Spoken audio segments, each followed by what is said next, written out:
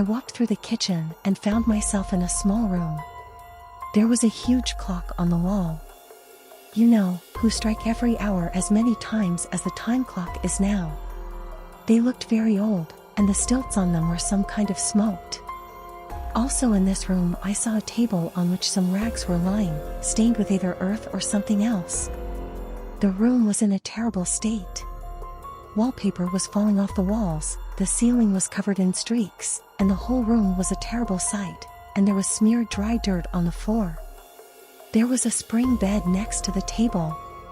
Her headboard was very rusty, which suggested that no one lives in this house at all. No one would sleep in such an old bed.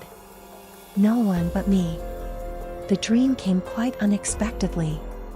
Still, lack of sleep for the whole working week, plus I've been on the road for more than 5 hours. Yes, these 30 kilometers to the dacha turned out to be much longer. Without much ceremony, realizing that this house is most likely abandoned and the owners will not come, I sat down on the bed, absolutely not afraid that it will fall apart and I will collapse to the floor, breaking through the rotten boards and fall into the basement. I wonder if there is any cellar here. So, well, the bed didn't crumble, a good sign. Having put a purse for myself instead of a pillow, I closed my eyes and fell asleep unnoticed. The fear somehow disappeared completely. I woke up from an extraneous sound.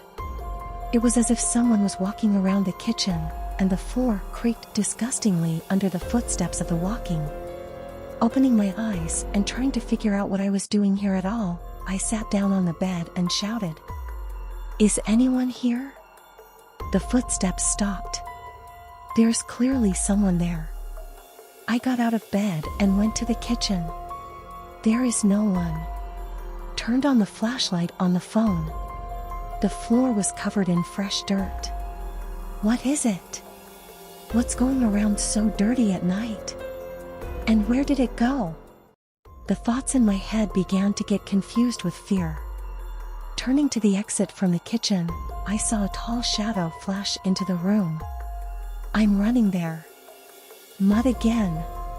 It led towards a small trapdoor on the floor. How did I not see him right away when I came into this room? Well, to climb there or whatever, I haven't fought with any evil spirits yet. I sat down on the bed and started thinking about what to do next. I'm unlikely to be able to sleep anymore. I didn't want to run to the car either. I just dried off, and the rain didn't stop outside at all.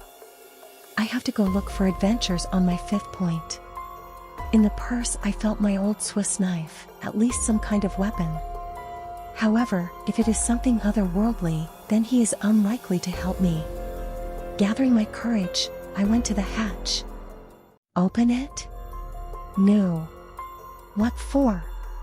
What if there's something interesting there?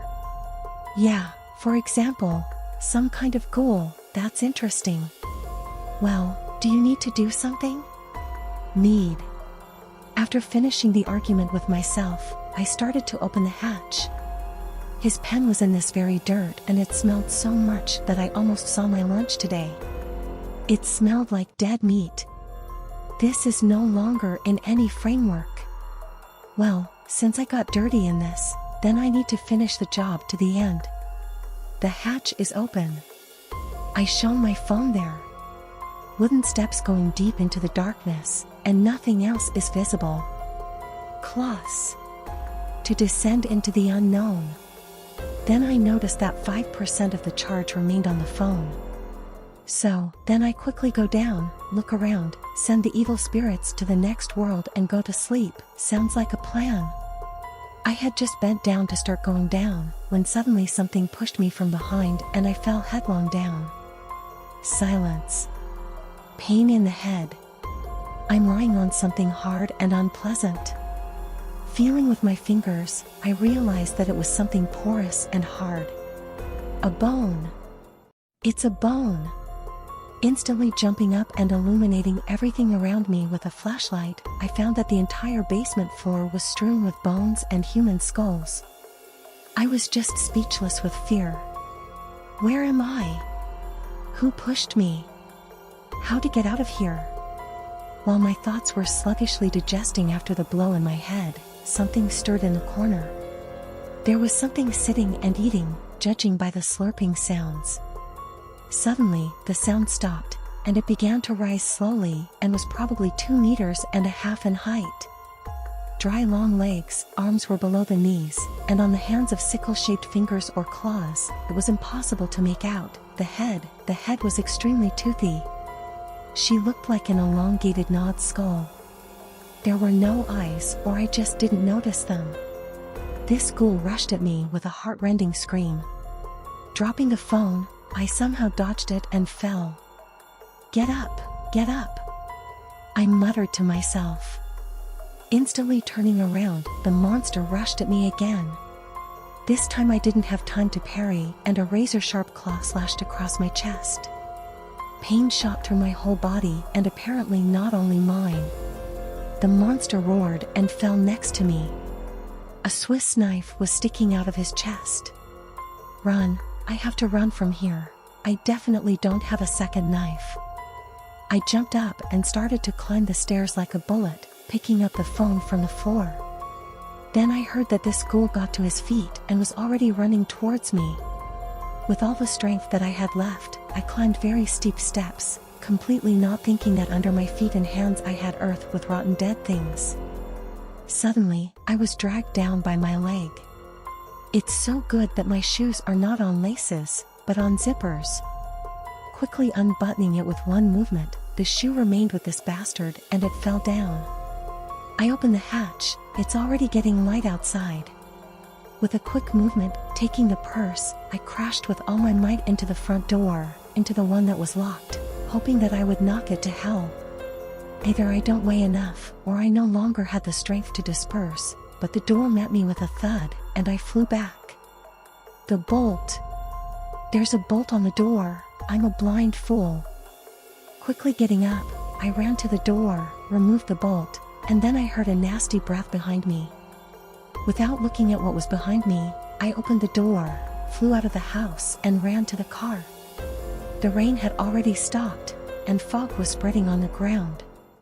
Getting into the car, I instantly pulled off the handbrake and drove off. I looked in the rearview mirror, and there, only the old cemetery is visible, and there are no houses. And there are about 5 of these terrible creatures standing on the street and looking after me. I finally got to the dacha.